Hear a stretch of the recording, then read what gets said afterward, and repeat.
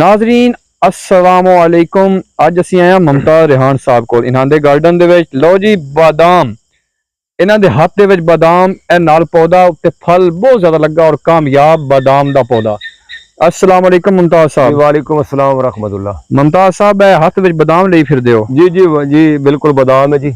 ए केड़ी नस्ल दे बादाम है? बादाम तो सादा जी है लेकिन मीठा होंदा, कड़वा नहीं। अच्छा मीठा बादाम। हाँ मीठा बादाम है, मीठा बादाम है। लाजवाब बादाम इसनू कहंदे आ असीं ते लाजवाब। पौधा कितने सालां दा? ये पौधे दी तेज 7-8 साल है लेकिन फ्रूट दे मतलब 6-7 साल तो फ्रूट ले रहा। ठीक हो गया। देखो ना जी इसदा उत्ते आउंदा कवर। हाँ जी हाँ जी। इसदा एक है फायदा बादाम दे फ्रूट दा कि इनू परिंदे नहीं खांदे। इसदा कवर बड़ा कड़वा। अच्छा बच्चे भी इनू टच नहीं करदे। ठीक इस दे अंदर है। हाँ जी हाँ जी। हाँ जी इस दे अंदर फिर वो गिरी जिस तरह खुमानी दे विच हुंदा बादाम। जी खुबानी तो विच हुंदी ना गुठली, लेकिन इहदे अंदर तो ओरिजिनल बादाम है ना। माशाल्लाह जी। लेकिन साइज इहदा थोड़ा जिहा छोटा हुंदा। ठीक है। हाँ जी जिस तरह कागजी बादाम है ना उस तो थोड़ा जिहा साइज छोटा हुंदा लेकिन मीठा हुंदा।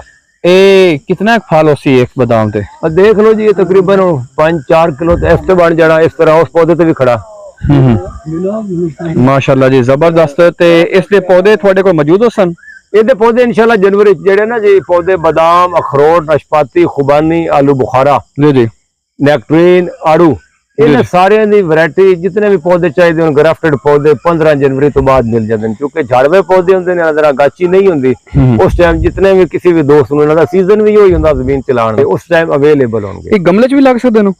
ਗਮਲਾ ਵੱਡਾ ਹੋਵੇ 16 ਇੰਚ ਦਾ 18 ਇੰਚ ਦਾ ਦੁੱਧ। ਠੀਕ ਹੋ ਗਿਆ। ਇਹ ਤਾਂ ਬੜੀ ਕਮਾਲ ਦੀ ਵੈਰਾਈਟੀ। ਇਹ ਕਿਹੜੀ ਕਿਹੜੀ ਜਗ੍ਹਾ ਤੇ ਕਾਮਯਾਬ ਹੈ? ये सारे पंजाब च कामयाब है। अच्छा हाँ जी कोई मसला नहीं। केपी के तो वैसे ये घर है तो पंजाब सारे कामयाब है अगर इस प्रॉपर तरीके से नास्ती मेहनत की जाए। ਜਿਹੜੇ ਅਸੀਂ ਬਾਦਾਮ ਖਾਣੇ ਆ ਲੈ ਕੇ ਉਹੀ ਬਾਦਾਮ ਹੈ? बिल्कुल जी बिल्कुल वही आ ਤੁਹਾਨੂੰ ਦੇਸੀ ਆਖਿਆ ਜਾਂਦਾ? आज समझो देसी बादाम ही है। वाह जी वाह, जबरदस्त। मुमताज साहब अपना फोन नंबर दसो जरा। 0300 465 6578। अपनी लोकेशन एग्जैक्ट? लोकेशन जी साढ़े डेरा बसीरा है जिस जगह ते मेरे बगीचे का नाम रियान रेयर एंड ग्रोटे गार्डन। मेरा फेसबुक पे पेज भी है जी जी।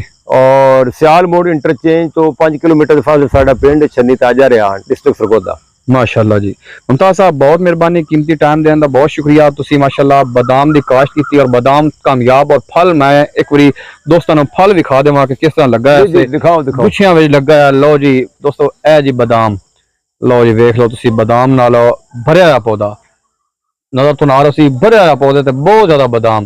बहुत मेहरबानी, बहुत शुक्रिया। मिलते हैं नई वीडियो। उन दो इजाजत, अल्लाह हाफिज।